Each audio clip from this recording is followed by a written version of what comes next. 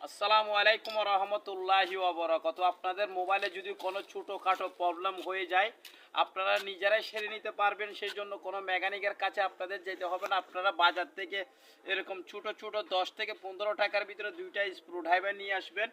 আবার মোবাইল সার্ভিসিংয়ের জন্য অনেক কিছু লাগে, তাতার লাগে, হট গানস লাগে, বিভিন্ন ধরনের পাতি এগুলো দিলে আপনারা নিজেদের মোবাইল নিজেরা ঠিক করতে পারবেন। আপনারা দোকানে গেলে আপনাদের থেকে অনেক 500, 1000, 1500, 2000 টাকা নিয়ে নেয়।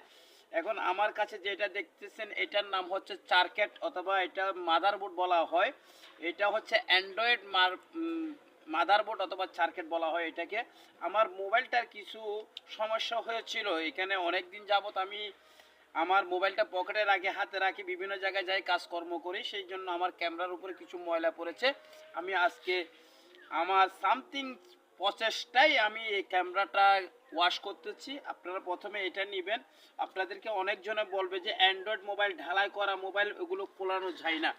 এই আমার হাতে যেটা দেখতেছেন এটার নাম হচ্ছে ব্যাটারি, এটা হচ্ছে সার্কিটের ব্যাটারির সার্কিট। এখন প্রথমে আমি ব্যাটারির লাইনটা করলাম, ব্যাটারির লাইনটা করার পরে আমার টাচ ডিসপ্লে লাইনটা করলাম, তারপরে যেটা এন্টিনিয়ার বলা হয় এইটা হচ্ছে আপনার নেটওয়ার্ক সিঙ্গেল এন্টিনিয়ারের লাইনটা খুলে আমি মাদারবোর্ডটা আলাদা করলাম।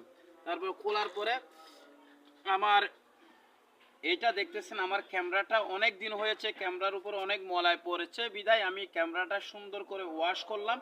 ওয়াশ করার পরে এখন আমি সুন্দর করে এটা ফিটিং করে দেব। ফিটিং করার পরে ইনশাআল্লাহ এটা আবার রানিং আগের মতো চলবে ইনশাআল্লাহ।